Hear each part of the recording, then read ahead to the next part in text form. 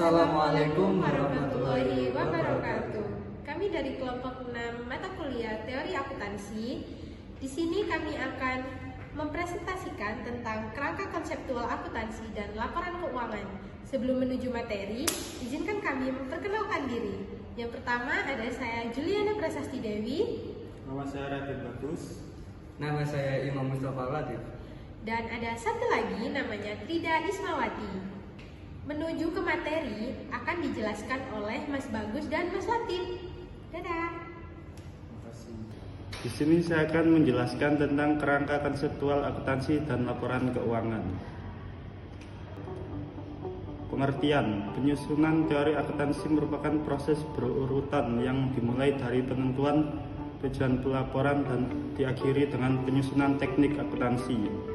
Sedangkan definisi dari kerangka konseptual adalah suatu konstitusi, suatu sistem koheren dari hubungan antara tujuan dan fundamental yang dapat mendorong standar yang konsisten dan yang menjelaskan sifat, fungsi, dan keterbatasan akuntansi keuangan dan laporan keuangan.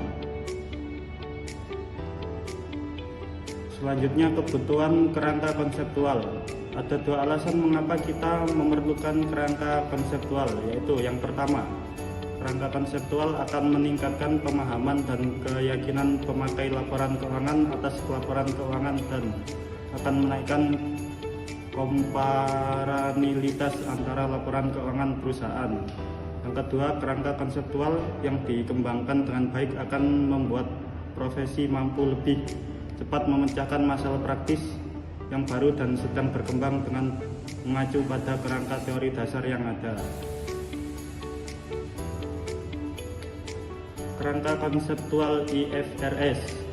Kerangka konseptual menurut International Financial Reporting Standard atau IFRS dibagi menjadi 3 level, yaitu yang pertama first level atau basic objektif atau tujuan laporan keuangan, memberi informasi keuangan perusahaan yang bermanfaat bagi investor sekarang dan investor potensial, lenders dan kreditur lain dalam kerangka konseptual 78. Pengambilan keputusan dalam kapasitasnya sebagai penyediaan modal. Yang kedua second level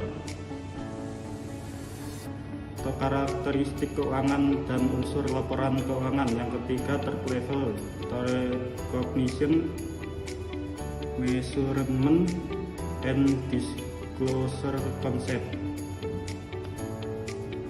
Selanjutnya adalah konseptual pelaporan keuangan atau KKPK. Pada tanggal 4 September 1988, kerangka dasar penyusunan dan penyajian laporan keuangan atau KDPPLK disahkan oleh Dewan Standar Akuntansi Keuangan Ikatan Akuntan Indonesia atau DSAK IAI, dan pada tanggal 27 Agustus 2014 dilakukan penyesuaian KDPPLK lalu diterbitkan dan disahkan. KDPPLK diganti oleh kerangka konseptual pelaporan keuangan atau KKPK pada tanggal 28 September 2016 oleh Dewan Standar IAI yang merupakan adopsi dari The Conceptual Framework Financial Reporting per 1 Januari 2016. Kemudian dilakukan penyesuaian sehingga pada tanggal 26 Juni 2019 Draft Exposure atau DE kerangka konseptual pelaporan keuangan atau KKPK telah disahkan oleh Dewan Standar Akuntansi Keuangan.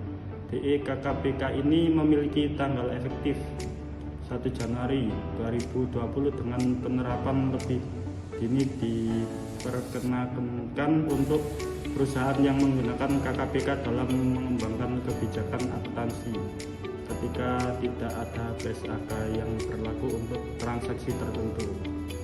Untuk selanjutnya akan dijelaskan oleh Mas Imam Mustafa Latif. Sekian, terima kasih. Baik, untuk selanjutnya yakni kerangka konseptual pelaporan keuangan atau KKPK. DEKKPK merupakan adopsi dari The Conceptual Framework for Financial Reporting per Maret 2018. DKKPK ini menggantikan kerangka konseptual pelaporan keuangan yang telah disahkan pada tanggal 28 September 2016 dan kerangka dasar penyusunan dan penyajian laporan keuangan penyesuaian 2014 yang telah disahkan pada tanggal 27 Agustus 2014. Untuk selanjutnya, kerangka konseptual menyediakan landasan bagi standar yang pertama, berkontribusi terhadap transparansi dengan meningkatkan komparabilitas internasional dan kualitas informasi keuangan yang memungkinkan investor dan pelaku pasar lainnya untuk membuat keputusan ekonomi berdasarkan informasi.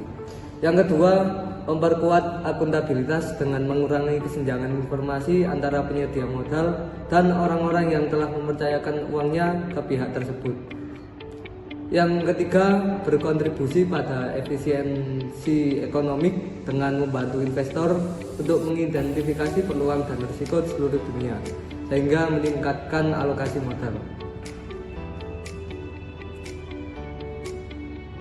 Kesimpulan, kerangka konseptual adalah suatu konstitusi, suatu sistem koheren dari hubungan antara tujuan dan fundamental yang dapat mendorong standar yang konsisten dan yang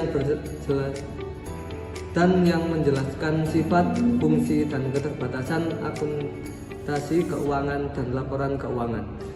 Dari definisi tersebut, maka kerangka konseptual dapat dipandang sebagai teori akuntansi yang terstruktur.